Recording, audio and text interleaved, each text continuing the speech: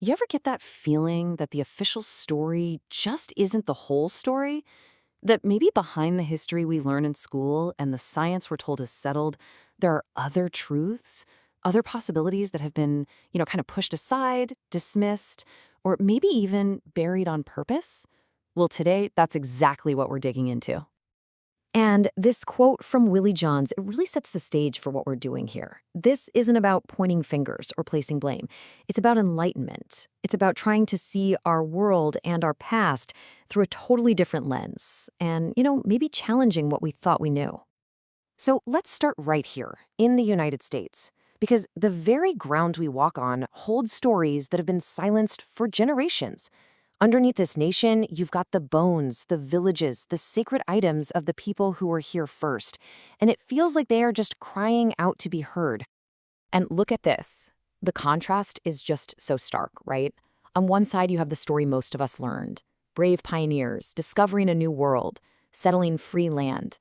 But on the other side, you have the indigenous reality, a history of invasion, a continent that was already home to a network of nations, and centuries of active, organized resistance against being forcibly removed.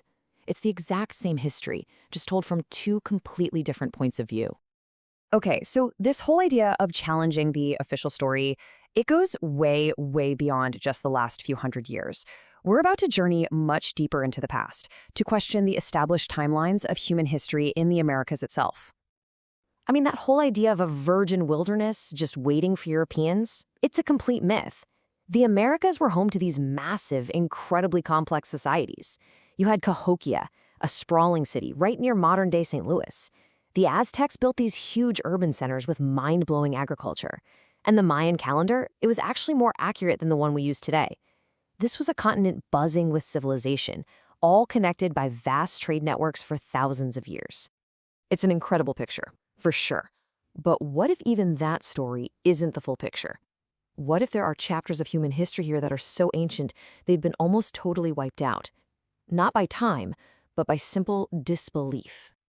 And this is where it gets really tricky.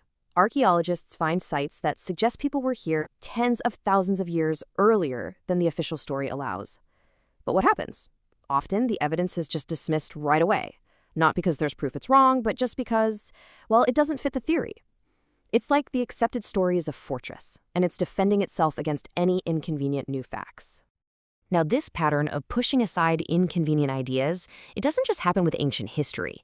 Let's switch gears and talk about technology, and about a guy who is both a genius and an outcast, the electric sorcerer himself, Nikola Tesla.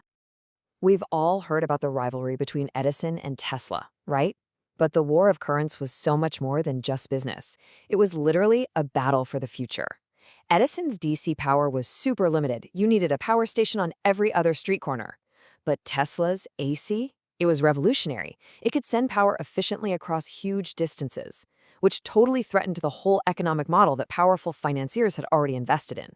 We know who won, of course. AC is what powers our world.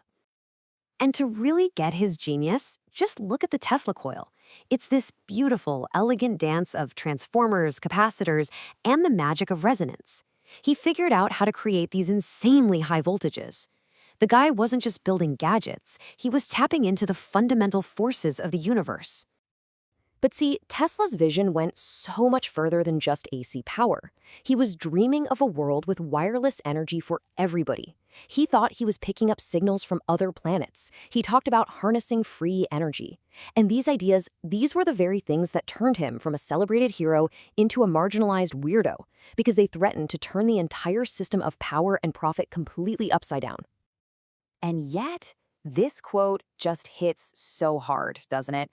It perfectly captures the paradox.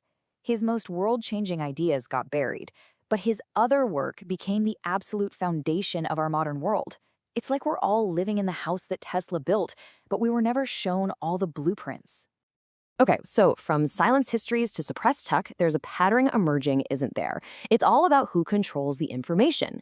Tesla's story shows us how powerful money and interests can shape what technology we get. Now, let's see how those same kinds of forces shape the news we consume every single day and what gets to be called truth. I mean, have you ever wondered why we hear about some crises around the world constantly and others not at all? Well, studies show it's often got nothing to do with how many people are suffering. The biggest factors that predict if something becomes international news are 1, trade volume, and 2, whether news agencies already have offices there. So the stories we see are literally shaped by money and logistics, not necessarily by their human importance. Scholar Linda Tui Smith takes that idea even deeper. She argues that Western fields like anthropology and history weren't just created to learn about other cultures. They were designed to classify them, to rank them, and ultimately to control them.